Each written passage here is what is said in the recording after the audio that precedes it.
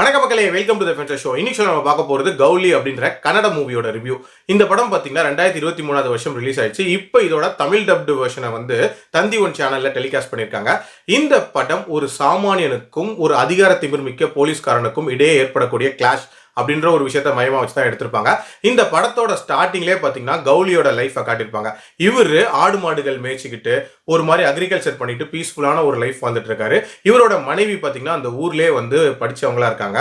அதனால நிறைய பேருக்கு டியூஷன் எடுக்கிறது அப்படின்ற மாதிரியான ஒரு விஷயம் பண்ணிட்டு இருக்காங்க. அண்ட் இவங்களோட மகள் வந்து வாய் பேச முடியாத ஒரு சின்ன பொண்ணா இருக்காங்க.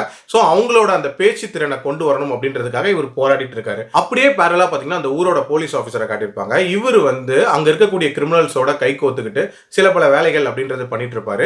இவருக்கு அதிகார திமிர் அப்படின்றது அதிகமாகவே இருக்கும்.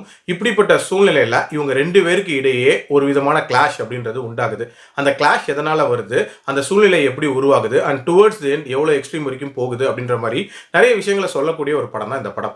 எனக்கு இந்த படத்துல பிடிச்ச விஷயம் அப்படின்றது அந்த கௌலியோட வாழ்வியலை காட்டின விதம் அப்படின்னே சொல்லலாம். ரொம்ப ரொம்ப ஒரு பீஸ்ஃபுல்லான லைஃபை தன்னோட ஃபேமிலியோட அவர் வாழ்ந்துட்டு இருப்பாரு. இன்ஃபேக்ட் தான் உண்டு தான் வேலை உண்டு அப்படின்ற மாதிரி எந்த வம்பு தும்புக்கும் போகாத ஒரு சாஃப்டான நேச்சராக காட்டியிருப்பாங்க. இப்படிப்பட்ட சாஃப்டான ஒரு நபர் ஒரு கட்டத்தில் உக்கிரமா மாறுறது அப்படின்றது ஒரு நீட்டான டிரான்ஸ்ஃபர்மேஷனாக இருந்துச்சு அப்படின்னே சொல்லலாம். அண்ட் இந்த படத்தோட அந்த கிளைமேக்ஸ் அப்படின்றதுமே ஒரு பயங்கர இம்பாக்ட்ஃபுல்லான ஒரு கிளைமேக்ஸாகவே அமைச்சிருந்தாங்க.